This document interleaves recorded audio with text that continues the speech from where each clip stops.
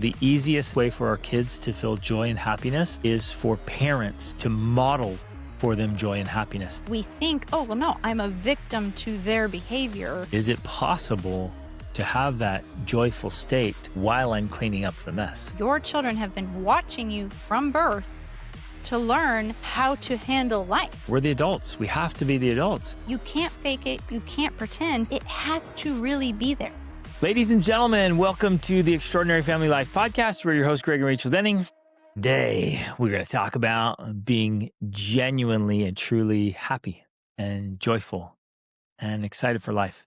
Because if you stop and think about it, honestly, like how do you measure life and the quality of your life? How do you measure a time period or a moment or a day? Well, It's like how you feel. specifically connected to how do you measure the happiness of your children's childhood, Yes. right?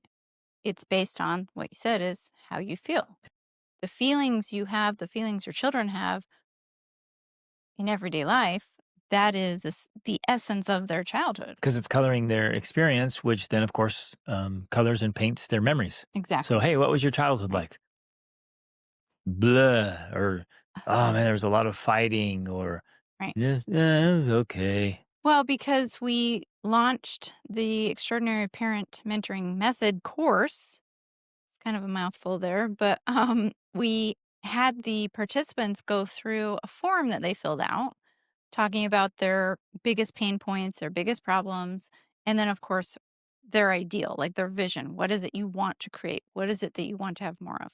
Of course, a lot of the pain points are things like sibling rivalry, sibling fights, yelling, on and on. There's a whole list. But a common denominator in everything people wanted to have included, I want to have more peace. I want to have more joy. I want to have more love, more connection in the moments of life. I want my kids to remember a positive childhood. I want them to just feel my love for them and to know that I love them.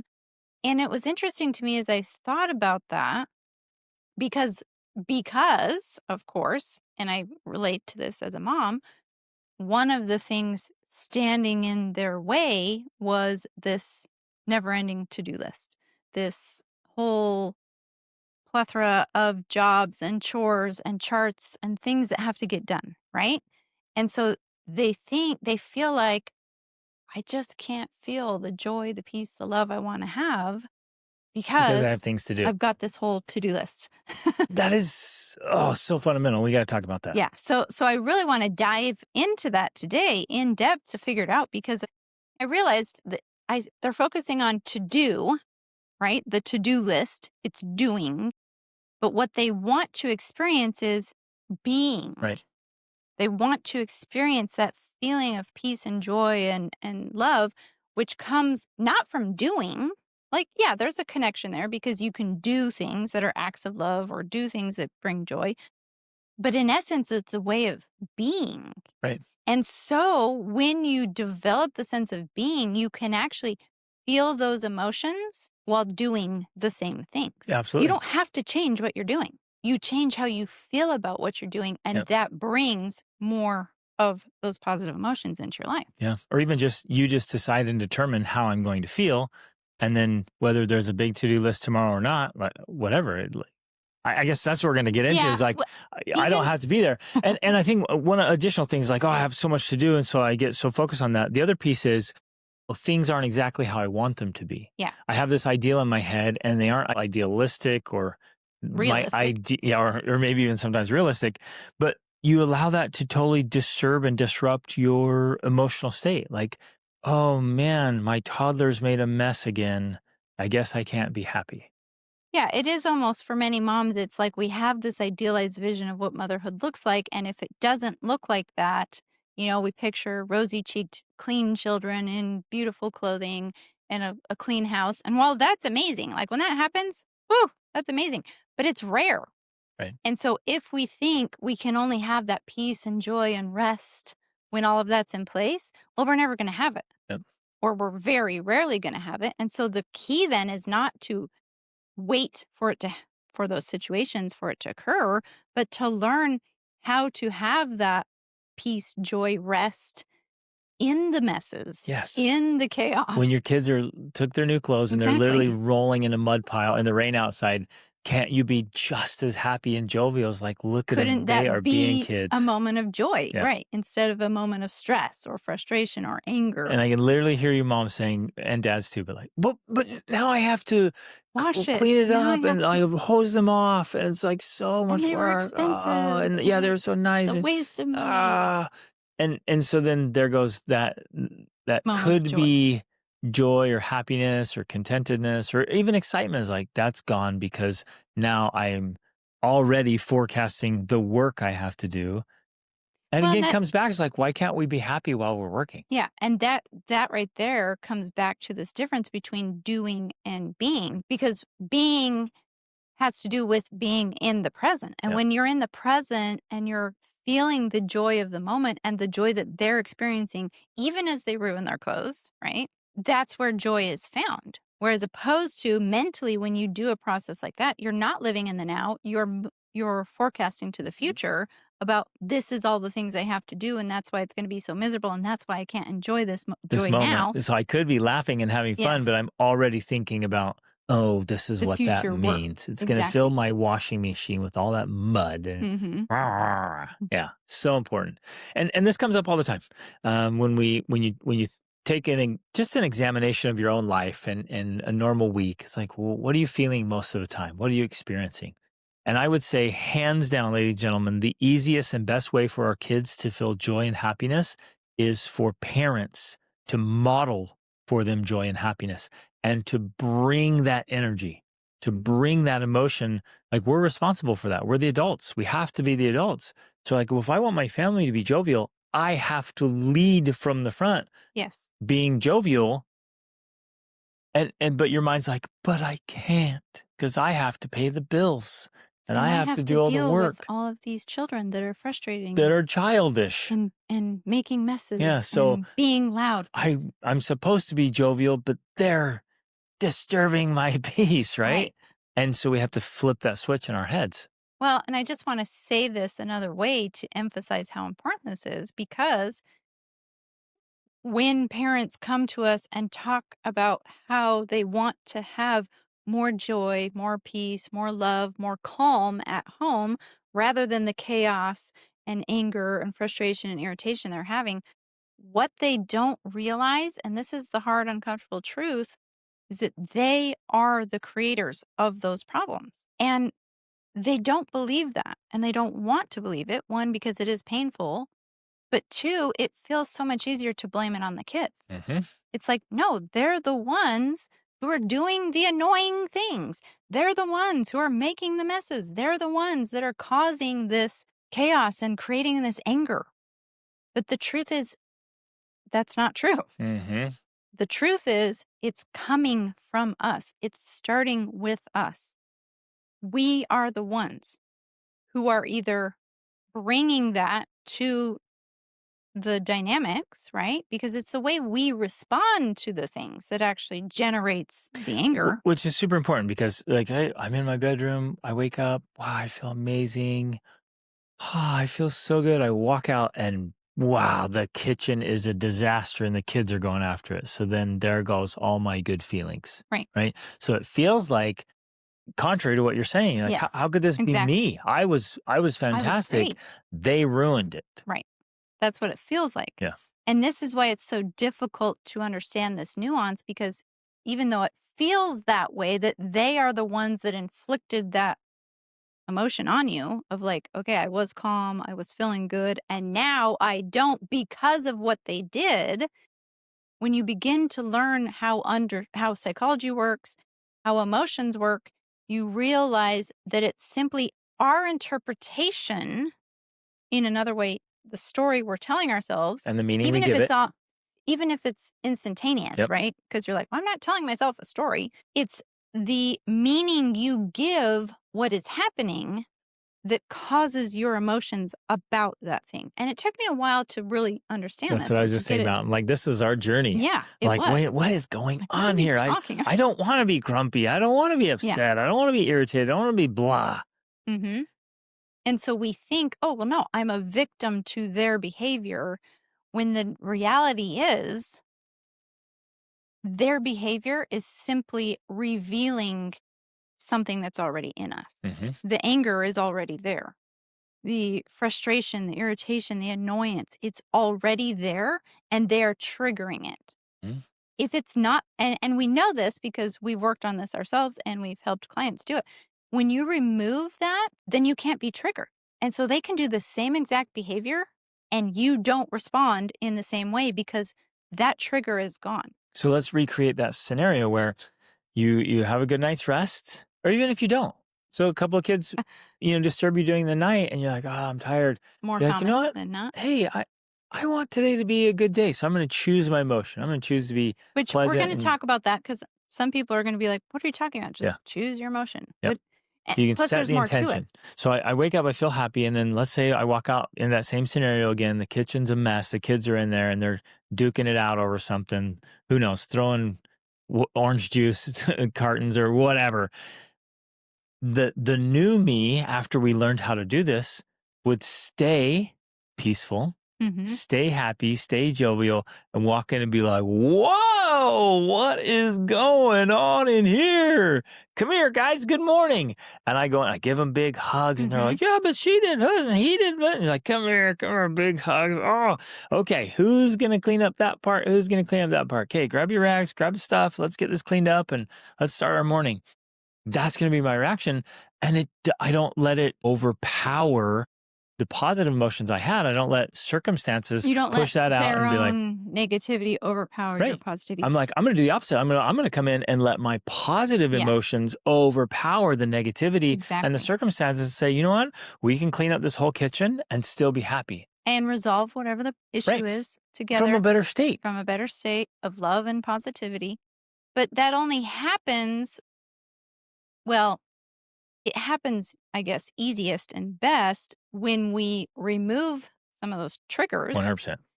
and we then can come from and bring and maintain that positive state that does what you're saying. It Regardless of the overpowers the circumstances. negative state. Yep. Because we're not saying that, I don't want to be misunderstood. When I'm saying, that our kids can't make us be angry or can't make us feel frustrated, I'm not saying they don't do things that are irritating or frustrating or inappropriate or wrong. I'm not saying that that's not true.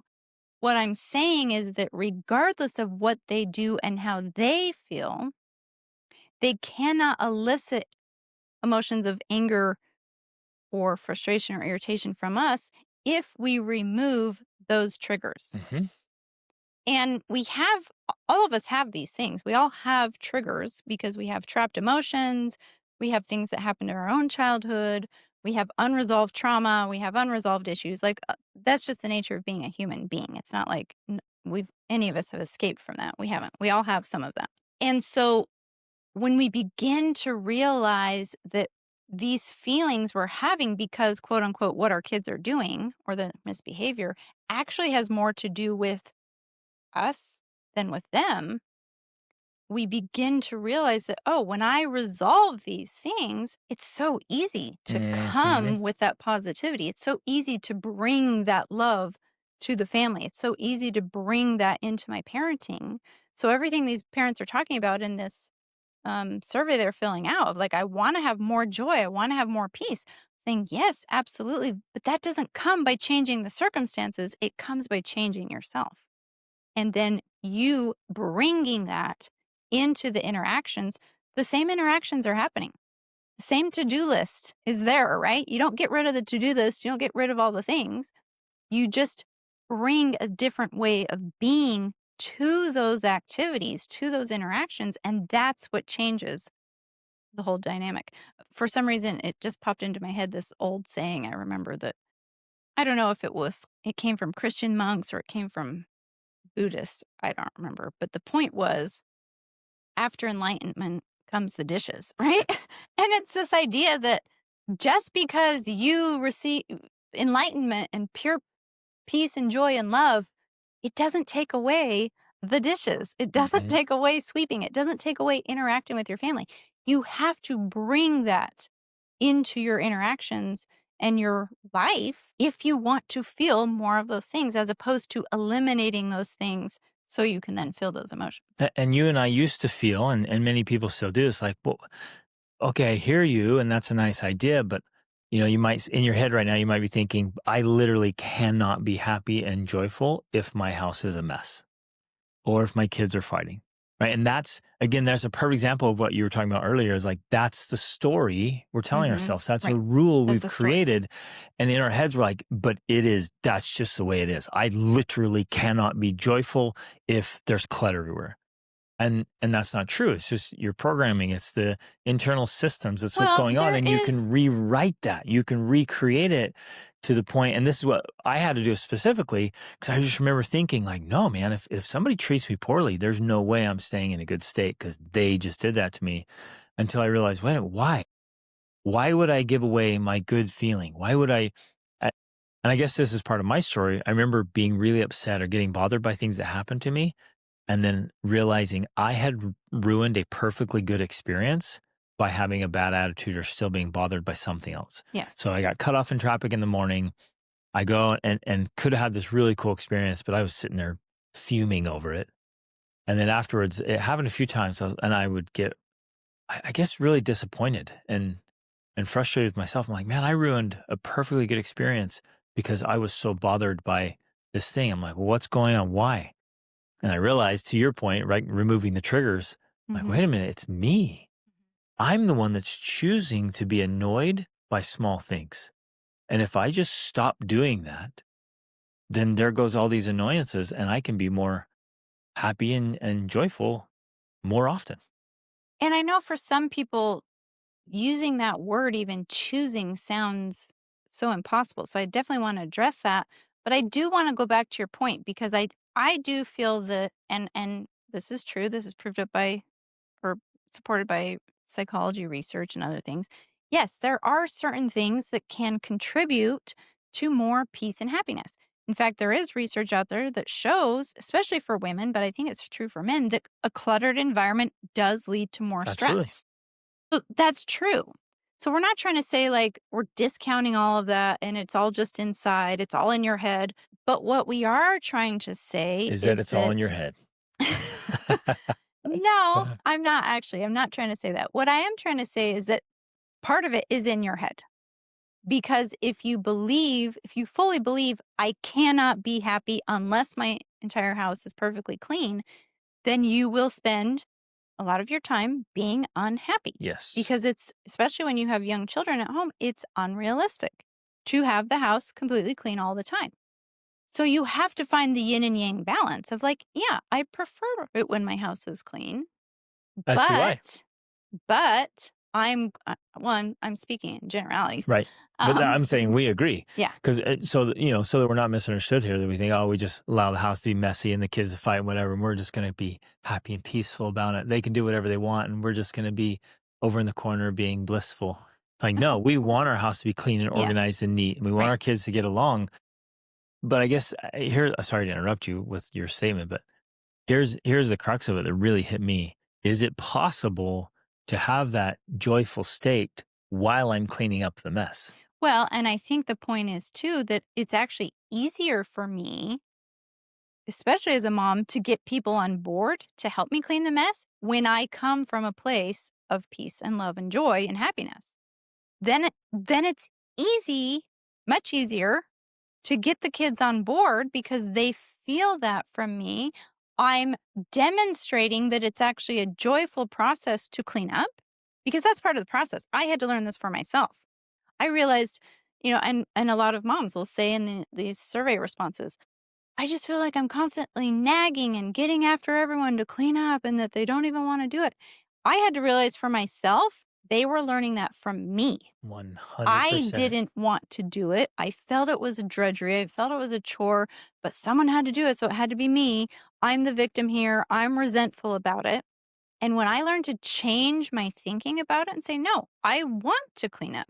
I want to do the dishes. I want to do these things. If nothing else, because I want the outcomes, I'm going to do them by choice. I'm going to do them pleasantly. I'm going to do them with fun. That's how I was able to lead my children into, yeah, it's not bad to clean up. It's a good thing.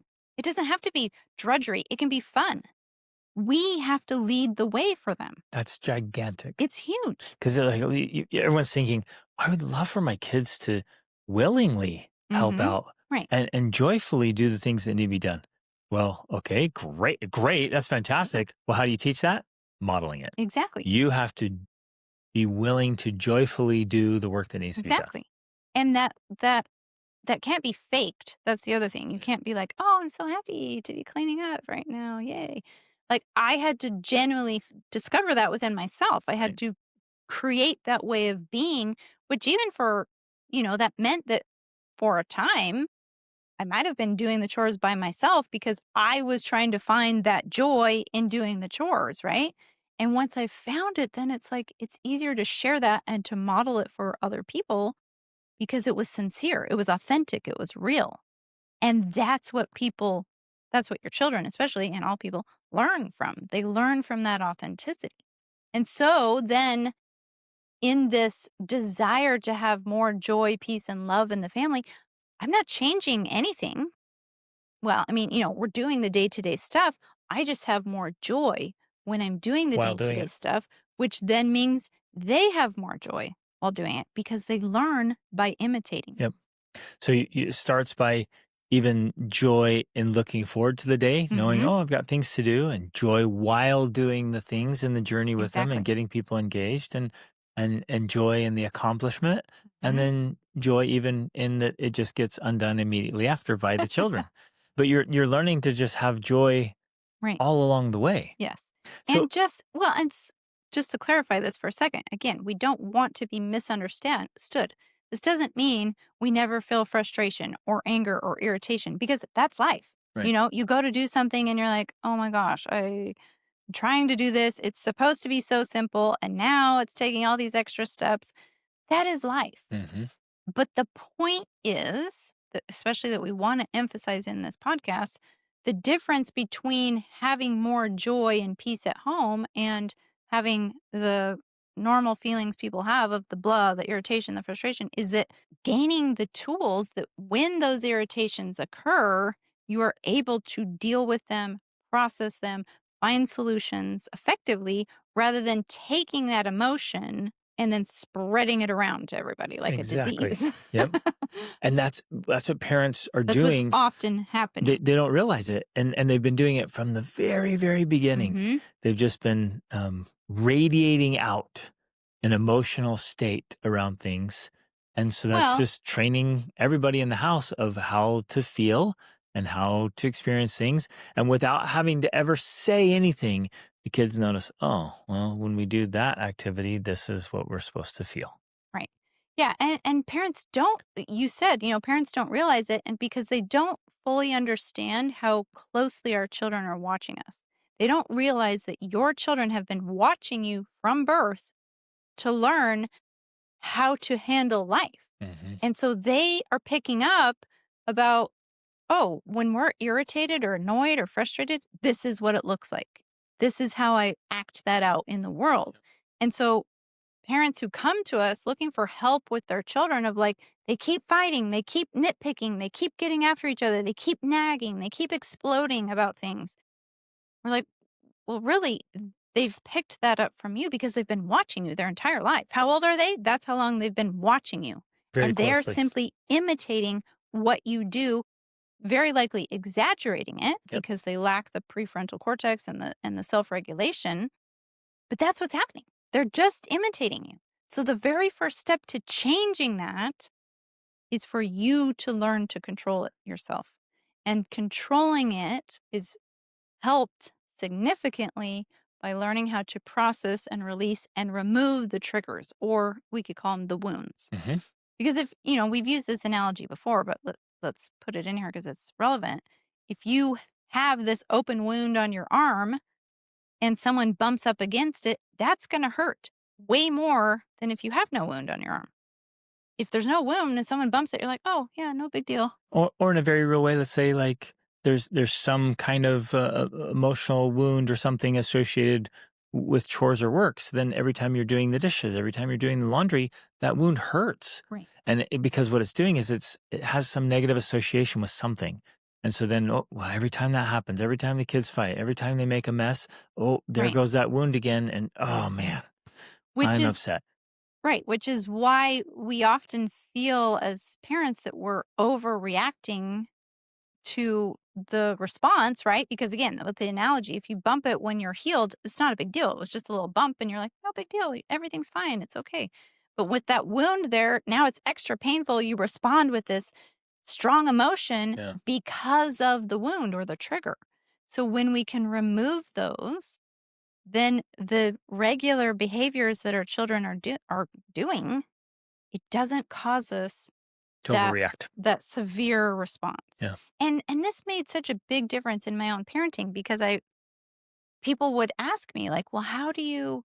It took me a while to figure out that this is what had happened because they're like, "How do you stay so patient? How do you not get upset?" And I realized it was because I had gone through this process of removing my triggers, removing my healing my wounds, so that when my children did the things that were previously irritating, I didn't have to respond in irritation. I was able to be more objective, was able to view it from a place of curiosity, interest, love, and then respond in a way that was effective rather than reacting with negative emotion. For me, I did that same thing because I had to go through and do all that internal processing for me. But I remember another experience. This was early in our marriage. I can't remember. I read a couple of different biographies and some personal development books, heard some discourses, and finally one day it just clicked. Wait a minute. This experience or this situation is going to happen. Now I get to For example, choose. my kids are going to make a mess. Right. So Like so you pick can't get away something from so it. simple. Well, even more fundamental is like if I eat, I have to clean up afterwards. There's going to be dishes and pots and pans that need to Yeah. be washed. If I wear clothes, like I have to do the laundry. Hmm. And even if I'm like I'm never going to wear the same thing twice, then I have to do a lot of shopping and pulling tags off, whatever. So just being alive requires work. Requires So chores. then they'll say, okay, let's just say pretty fair assessment here. We're all going to have to wash dishes pretty regularly in life and do laundry. Let's just take those two. So if I were to add up, like how much time in an entire lifetime are you going to spend washing dishes and doing laundry? It's like, wow, that could be a pretty big number, but it has to be done. So at the most fundamental level, I'm going to do it no matter what. Do I want to be happy while I'm doing it or do I want to be frustrated and resentful? And right there, that's that choice that we've been talking about. I thought, well, do I want to be grumpy? Do I want to be upset? Do I want to be unpleasant? I don't. I want to be At happy. least not, especially not for that many hours of your lifetime. Well, because it starts adding up. You're like, well, Right. It how much does. time am I spend sweeping and vacuuming? And even if you hire and outsource and you have help, it's great. Okay, there's things you have to do. Right. Like, and am I going to be grumpy every time there's something that I quote have to do, just even to maintain life? Hmm. Like, no, man, I want to be happy most of the time because I like being happy. It feels good to be joyful and pleasant. So I'm like, wait a minute. Well, why not just choose that? Tomorrow, I'm going to have to do dishes. And tomorrow, my kids are going to make a mess I'm going to have to clean up. So now I'm going to choose today how I'm going to go into that state, knowing that that's going to happen. And that was just an absolute game changer for me. Like, I can do it. I had to mentally foresee it because otherwise it kind of was hilarious, ridiculous. It keeps catching you off guard. Oh my Like, gosh, there's what? dishes in the sink How again. did How did this this happen? happen? We literally cleaned them yesterday. I told you not to leave the dishes. And there they are, right? So you know it's going to happen. It's like, wait a minute, why not just be pleasant? Why not? So you talked about controlling those emotions is critical. And then the second piece is directing them. Like I'm going to choose to have a positive emotion while those things happen and while I'm doing them. Well, especially because in essence, those moments, all of those moments you're describing are what make up life. Like that is the sum total of life is all the moments you live. And so if you think that the only moments that you can be happy, like we talked about before, is when everything's perfect and clean, well, you're gonna have very few of those moments. So you're gonna have very little happiness. The way to switch that is to be like, I see that the moments of life create my life, you know, So if I choose to be happier in more of those moments, I will then by default have more happiness in my life. Now, there are a couple things though that you're talking about here about choosing and it, I don't know why. Maybe it's because I'm a woman and I feel that because of hormones and whatnot, I'm more of a, for lack of a better word, a victim to my emotions, that it's not always easier for me to choose my emotions.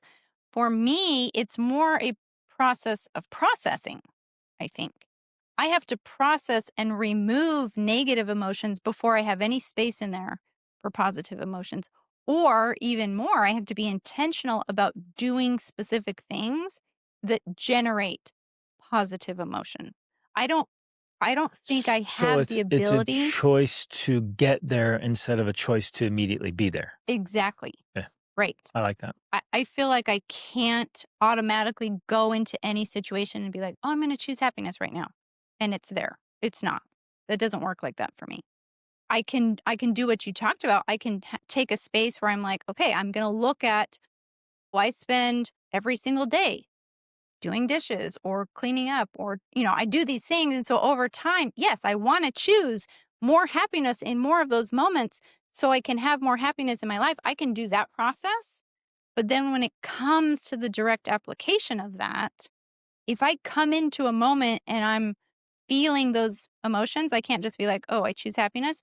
I have to do something to process and remove that negative emotion so I have space to bring in the I positive love one. that. I think I've become so good at this that it feels immediate, but what I'm doing is I'm You're processing doing it quickly. fast. Yeah. Yeah. I'm moving so quickly through that. It's almost It's like, instantaneous oh, for I'm just you. choosing it. It's like, well, no, I'm moving through that process so fast because I've been doing it Yes. because I wanted it so much. Yeah. I want to look back. Well, I want to experience joy and happiness in life. I want to have a happy life, and I do. And I want to look back and be like, yeah, that was awesome. Even in the hardest times. I still look back at some of our most difficult times in our marriage and our family. And I'm like, that was a good time. Golly. Because what am I looking back on? What I felt, Right. the feelings. So even though there were And struggles in circumstances, I still was happy and jovial and grateful and had all these good positive emotions. And that's what I remember. And part of the reason you can do that is because you are so low in neuroticism. When you look at the Big Five personality test, and there's a scale for all of the Big Five, it's openness to experience, conscientiousness, enthusiasm. I don't remember them all. There's an acronym. It's OCEAN, and I'm trying to think: openness to experience, conscientiousness, enthusiasm, agreeableness, and neuroticism. Everybody is somewhere on that scale. You are very low in neuroticism now, but I do know that you weren't always there. Right. I'm sure you were much higher in Yep. neuroticism previously in your life. I am currently at last time I took the test, like a 56. So I'm 56 times higher in neuroticism than you are. So I guess I'm sharing this because I'm trying to help you understand all of these aspects that go into this while still not saying, well, there's nothing I can do about it, Greg. Sorry. I'm just going to have to be miserable because I have more neuroticism than you. Right. That's not true either. I bet you're lower now because Probably. as you Yeah. strategically are working on it, all of us, Because that's the thing with the Big Five. You can't, it's yeah, you're not changeable, it's stuck. flexible, it's It's on a adjustable. scale. And so you Right. just keep working on your Hmm. mindset and your habits, your actions, and you transform your being from the Right. inside out. It's doing all the inner Yeah. work.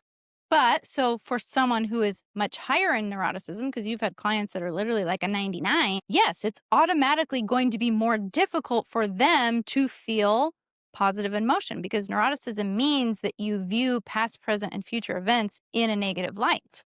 So anything and everything that happens to you is going to be like, neuroticism, it's bad, bad, bad, bad. So again, but that's in a way you could view that as a wound or a trigger that you have to work on processing and healing and removing to lower that neuroticism so that you have space to have more positive emotion. Some of it also is just a matter of focus. Just Yeah. what you choose to focus on, because what you focus on, you feel. So we Hmm. could, plan outings with friends and go to the most beautiful beach, just this perfect day. Everything's great. And your mind's like, oh, but the sun's going to be so bright and it'll probably burn us all. And then I'll probably die of cancer. And there's going to be sand. And I'm sure it'll get me between my toes and it'll be miserable. And so you could take this beautiful, perfect experience and you could focus on being annoyed and bothered. Yeah. And really all it is just a matter of focus. Like, what are you going to choose to focus on? You could focus on little grains of sand in between your toes and be all bothered. Or you could Right. be like, you know what? There's going to get sand in my clothes, everyone's clothes. Then they're going to put it in the car and then they're going to bring it home. It's in the house and I have to spend all this time vacuuming. I hate the beach.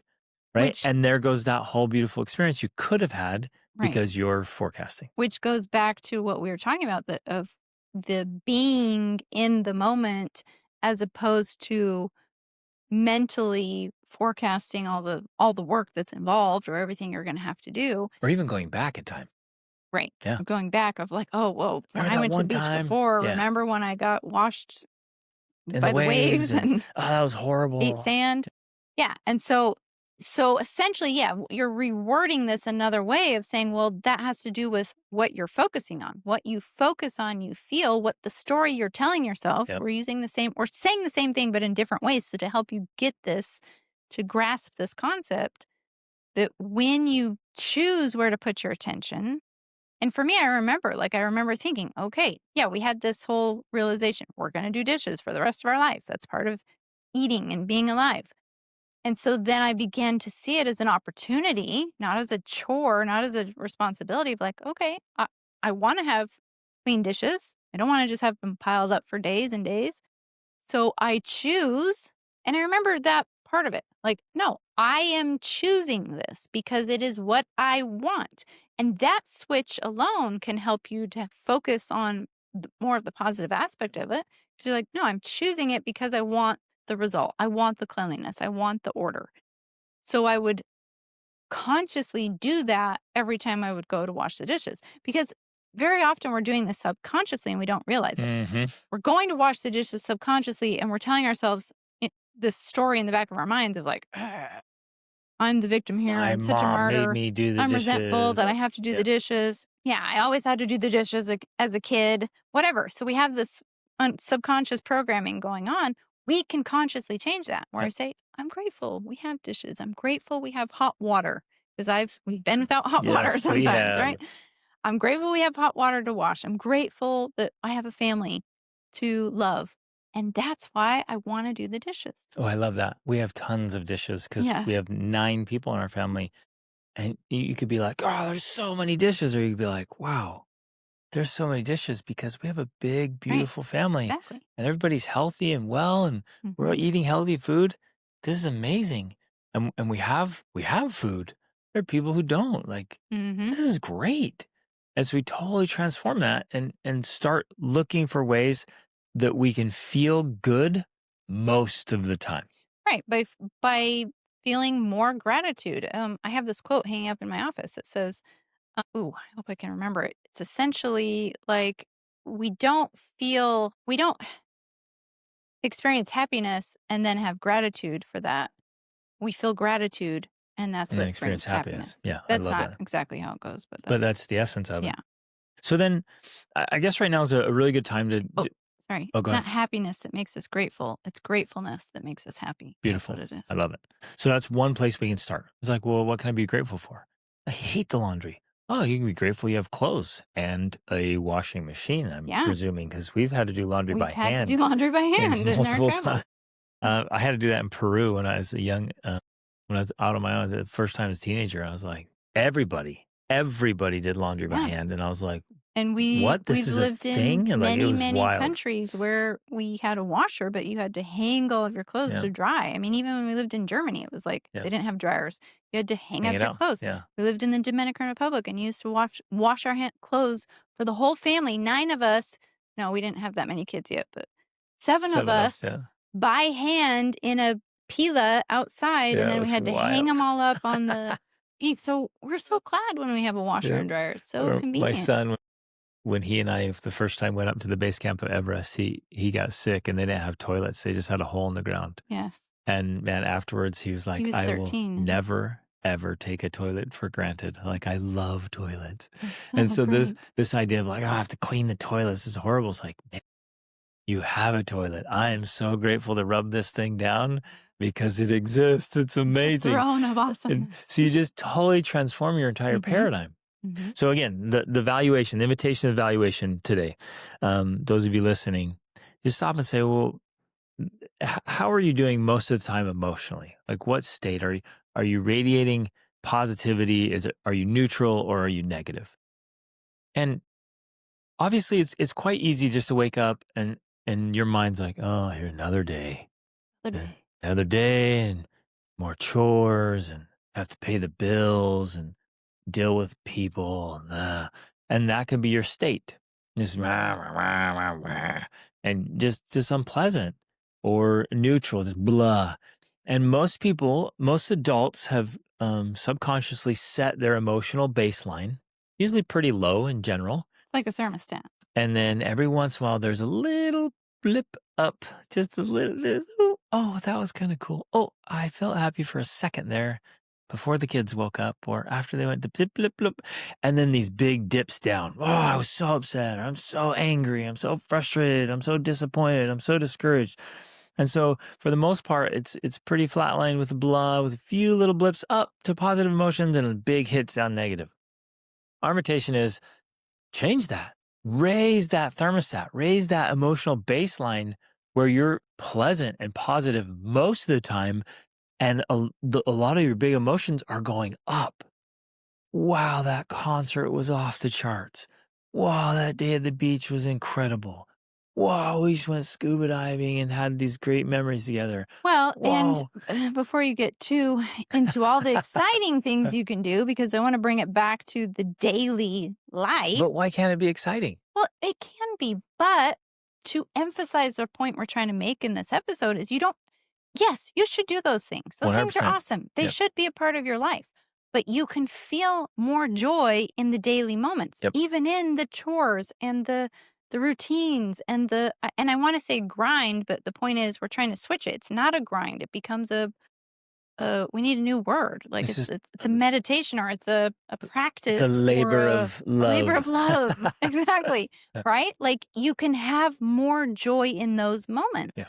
And that to me, at least as a mother, yeah, I like to go skydiving. I like to go on trips. I love to travel. I do. But when I have more joy at home, that's what matters most to me because that's where I thrive. That's where I spend most of my time still. That's where I want the real joy. That's where I want the peace because that's where I am and that's the heart of our family. Mm-hmm. So to me, it's more about that than about Well, adding I think all of it's this stuff yeah, because it's it's a great. great point, It's still great stuff. and um, I love all of it. Like I love our breakfast and devotional together. I look forward to it. So every morning I wake up and I look forward to that. I Mm-hmm. love working out and exercising as a family. I love going out and doing chores outside and getting my dogs out and making things better and working on projects. I love that. I love having conversations with the kids. I love reading to our kids. I love discussing great books with the kids. I love doing cool projects with the kids. I love all of that. Mm-hmm. And I'm allowing myself to feel all these positive emotions, even in some of the quote smaller things. Right. And that's the point, I think, is that those are all in many ways just small, simple daily activities. Yep. They're not a big thing like scuba diving or skydiving. It's just this is the daily stuff. And yet we still look forward to it. Yep. We find peace and joy and pleasure in it. Yeah, there's still some frustration and irritation when the dogs do this or that or this happens or the whatever. Like that's a part of it. But we are intentional about processing, releasing, recovering from negative emotion, which I want to talk more about here in a second, so that we overall maintain more of this positive state, more of these positive states. Because I'm sure people are thinking, well, wait, like how do we do this? How do you actually heal those wounds? How do you actually get rid of those triggers? How do you move up to those positive states? And that is something that is it has to be, I think, a practice that becomes a part of your life in order to see the biggest benefits from it, at least in my experience. it starts with this awareness of saying, well, okay, yeah, my life could be overall more happy if more of my moments were happier. I want that. How do I get it? And you even a minute ago talked about like, oh, you wake up in the morning and you feel a little blah or grumpy. That's where I start. If Me I too. wake up like that, and in some ways that's normal because for whatever reason, our body uses cortisol, which is the stress hormone, to help us wake up. So we often feel groggier and blah in the morning because of cortisol. In some ways, it's hormonal. It's not necessarily our life sucks. It's just cortisol. It's biochemistry. It's the biochemistry. So I take and this is part of our morning routines and something we've taught for years. I take intentional action every day to change that, to change the biochemistry so that I feel more positive emotion before I go into my day. Yep. Ideally, if I can, before I interact with my kids or you even sometimes, but that's not always possible. So, I obviously am proactive about that, but then I'm doing specific things that are changing my biochemistry so I have more positive emotion. In some ways, it's that simple. It is that simple. It's simply changing your biochemistry. If we could put it into terms of drugs, it's like, take this drug. Oh, Yep. you're feeling the cortisol? Take this drug. But we're saying, well, no, you can do this in natural ways to change the biochemistry. So almost immediately you can get, and in fact, the actual drug there is you're going to get some dopamine, you're going to get some serotonin, you're going to get some endorphins. Yeah. And so that's as easy as getting up, drinking some water, moving your Yeah. body, kind of swinging Even your that arms. little thing right there. And people don't think about all of this stuff. You have to be intentional and strategic. So we have these very clear things like drinking water every morning. And we tell our kids because dehydration contributes to more cortisol or, the negative emotions. So you can keep going. Sorry, Well, to yeah, interrupt you, but it's just like these simple things. And I can hear people's like, yeah, but I don't feel like doing that. I don't want to do that. Well, of course, like your body's just swimming in cortisol or whatever. And you're just like, oh, I feel groggy. So it takes this tiny little bit of self-discipline just to say, well, no, I'm going to do it because I want to feel better. And you start with the easiest thing. I mean, at least to Yeah. me, like drinking a glass of water is like an easy Right. entry. And that automatically is going to help start changing your biochemistry because 100%. you're rehydrating your body. And then while you're there, take a drink of water and then just take 5 really deep breaths. Yeah. Do that 5 times already. You're going to start feeling you're better. changing. And then if you can, step outside. Just get outside if there's some sunlight out there. And if you can go out and just do just a little bit of movement, yoga, stretching, something in sunlight. Now you're getting some rays I coming even do in. something as simple as like I just move my arms back and forth like this in the bathroom. Yep. I go in and use the bathroom and I'm like, I just go like this because that little bit of movement Starts to wake you up. starts to change your biochemistry. Your body's like, oh, okay, yeah, let's create some different hormones here. Then if you can do some jumping jacks or actually get a workout in, go for a run or a walk or a bike ride, wow. Before I do that, though, I actually spend time meditating. And especially if I'm feeling, because there's one thing where you wake up with the cortisol and you're just kind of like, "Argh." But then sometimes I wake up feeling negative emotions. Maybe I'm feeling stressed or worried or overwhelmed or whatever. I actually take time to process that then before I go into the day.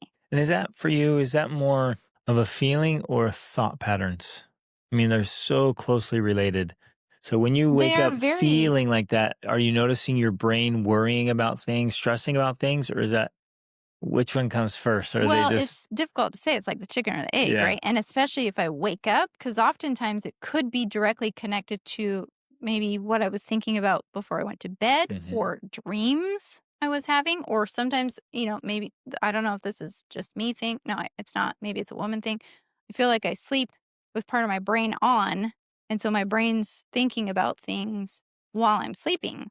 And so I wake up because, as we talk about the body, the brain and body are a pharmacy, it's created all of these hormones and emotions while I was asleep so I can wake up with them, right? It's not like I'm waking up with a clean slate.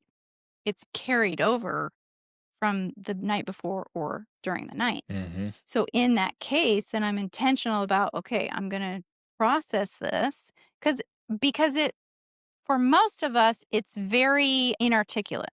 Like it's a feeling or an emotion that's not connected to specific thoughts. So if I can concretize those thoughts, if I can write it out and say, like, oh, well, I'm feeling anxious because I'm worried about XYZ happening today or next week, I'm bringing solidity to those emotions, which then allows me to either come up with a plan. Okay, well, I'm going to do this so that I don't have to worry about it because I can take this action to solve that problem, or, process it and release it because it's out of my control. Right. But you have to bring that awareness to it in order to. Well, basically, you're just taking it and setting it on the table. Exactly. So you can see it. You can know, oh, this is what's Mhm. going on. Like, oh, I don't need to worry about that. I can dismiss it, or like, Yeah. okay, Or now I actually, see there's it. an action step I Here's can what I take. can do about it. Yeah. Yeah, exactly. So it solves the problem rather because what happens for too many of us, and I know because it used to happen to me and still does if I don't take this action, is instead I have these just emotions and they're just running in the background, right? Kind of like on your computer. And it's just there and it's burning up bandwidth. It's using up energy. It's using up um will. Like Well, you're it disrupts the positive emotional state you could have.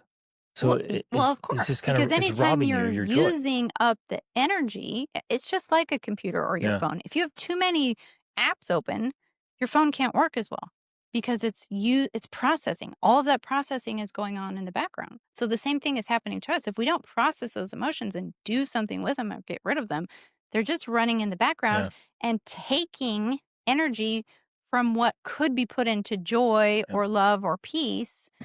And the other thing I wanted to emphasize is because and I'm can't think of the right word, but like we have um it's not discipline.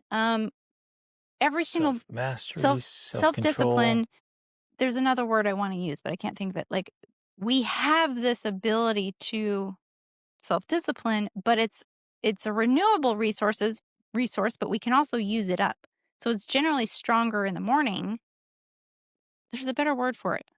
Um, and then as we use it throughout the day, we kind of use it up. And so it's more difficult for us to be self disciplined and like, control your cravings or whatever Right. later in the evening. Yeah. Willpower. Yeah, I guess willpower yeah, that's a good way of thinking about it. But so that also is being used up with this energy processing in the background. It's like depleting your resources, Hmm. depleting your willpower so that you don't have the ability to respond with as much patience Right. or to not eat the food you shouldn't be eating or, XYZ. I love how you're articulating that there's a lot of subconscious things going on that are Yes. just keeping us in a blah state or in a negative state. Mm-hmm. And just Just as they're taking a running few in the background. moments to just clear those out. Yeah. It's like, no, wow, now I got a clean slate and I've got all my energy and all my resources available here. Mm-hmm. Wow, now I can really lean into being a positive force and bringing Well, all kinds of good energy to my family. it's just so much easier that way. Right. Like for me, I've gotten to the point where I can't do it the other way because the other way is just, it's incongruent, it's fake, it's not authentic. I have to use my willpower to do it as opposed to it just being authentically who I am so that I just bring that to my interactions rather than trying so hard to be. Because I hear moms saying this or your clients saying it all the time. They'll be like, well, are you interacting with your children with peace and calm? And they're like, well, I'm trying to be calm. And I'm like, trying to be calm is not the same as actually being calm. There's a difference. And that's where I think too many parents are failing. Yep. They're trying to be calm. They're Or happy. trying to be happy. They're trying to be patient. That's not the same. They're do or do not. There is no try, right? You're either calm or you're not. You're either peaceful or you're not. You can't fake it. You can't pretend. Right. It has to really be there. And that's so good because pretending to be calm or Controlling, outwardly trying to control the anger with right. calmness. So It doesn't inside work. you're just all upset and there's a big, storm, but you're putting on the mask or the facade of patience. Yeah, we It's like think that that doesn't that's work. we think that that's what it's about. We think that if we're going to be joyful or patient or peaceful, it's it's almost like this mask or this cover that we're putting over the anger and the irritation, the frustration. But I'm like, no, That's it not it. doesn't work that way. remove all of It's that, like the and parent what's who left is the peace. it's like the parent who pretends to love family life, love having kids. Oh, this is the best, all the while just so resentful and so bitter and just angry and upset about all the little things that come with family life. And what a tragedy. What a waste. Especially when, and I get that we're not taught these things. We don't know this, but when you learn these skills, then family life is so good. It's Yeah. so wonderful. You're like, yeah, this is how it could and should be for all families. But we have to learn the skills of removing everything that's standing in our way and blocking us from that and using up our energy and our bandwidth so we can let the authentic self radiate, which is, and we teach this all the time, and I truly believe it. Like when you fulfill the needs and remove the blocks, what's left is a person, whether that's a parent or a child, that wants to be happy and peaceful and calm and connected. That's what's left. That is the authenticity. That's the authentic seed Hmm. of family life when everything else is removed out of the way. And when we do it well, like we're setting up our kids to think, well, this is just how life is done. Exactly. And we are doing them the greatest favor we can possibly do them because they don't have to undo all the other stuff and Or unlearn all the bad undo as habits much. and unpack it, Mhm. right? There's still gonna be a little, but in general, if they just learn the way of happiness, Mhm. then they just go Well, into life, there is no way to happiness. Happiness is the way. Remember, that's what Buddha says. But that's what we're talking about. right? That when we remove the blocks and then allow the happiness to shine through, happiness is the way Yep. to what it is we want. And that's what we get to enjoy, and that's what they get to enjoy. Mhm. It's even easier for them because they Right. think, well, no, this is Because it's modeled. the better way to do life. We have to pay the bills. We have to Sweep eat the floor. well and sleep and try to get good sleep and do all the stuff and things just to maintain life. So might as well be joyful about them. Mhm. So our invitation today is raise that emotional baseline. Choose, Process the negative emotions. yeah, get rid of those negative emotions, any stuck emotions, do the Journaling healing. is a fantastic way to do it. Um, Exercise, Yeah. Just let them go. boxing. Just Well, but there is a mental element, and once you do it, you'll realize, okay, it was easier than I thought. And when you're on this side of it, it looks hard. When you're on the other side of it, you're like, okay, that was easy. I get it. But at some point, you literally just get to choose. I heard this metaphor recently is about it's like a jukebox. Those old jukeboxes, you'd push a button and it would take one CD over and put it in play. And you're like, I don't like that one. And it would grab that, take it off, and put it back, and it grab one you like. And we can do that in our minds. It's like, well, wait a minute, I don't like this one. It's not serving me. I'm gonna take it and I'm gonna throw it away. Literally, I'm well, gonna and I grab it like and I'm that. gonna throw it out because I don't want that there. It's disrupting my moments because I'm holding on to this thing and I don't like that. So I'm gonna get rid of it and replace it with something I do like. Well, I do like the analogy, and I want to expound on it because, yeah, you've got this jukebox, and sometimes that's what's happening. People are pushing the wrong buttons and they're Mhm. playing the song you don't want to play. But part of what I'm talking about here, because you're right, we have choice and we can choose. I want to play this song because I like it better. But I think when we're talking about this real healing and this real processing, you're essentially getting rid of that CD you don't Right. like. For good. You're taking it and throwing it out Yep. so that when someone pushes that button, you've replaced it with something else that you like. And so they no longer Yeah. play that Well, song be that the you be hate. the jukebox manager. Right. Take the key, open that sucker up, take that CD, and literally throw it in the trash. Break it, burn it, like destroy it. Take a skeet shooting, like get rid of that thing so it's no longer a part of your life. And maybe we're using words differently. You're just saying, oh, just choose to do that. Mhm. And I'm saying, well, because to me, choice is pushing which button. But it's almost like I want a different word. And I guess processing is the word. Mhm. I want a different word for, yeah, you choose to process. But to me, it's more than just choice. It's a practice that you have. Like, I guess for me, it's differentiated because it's not just, oh, choose, push button, done. It's a process of doing something. Mhm. The processing requires that you do something.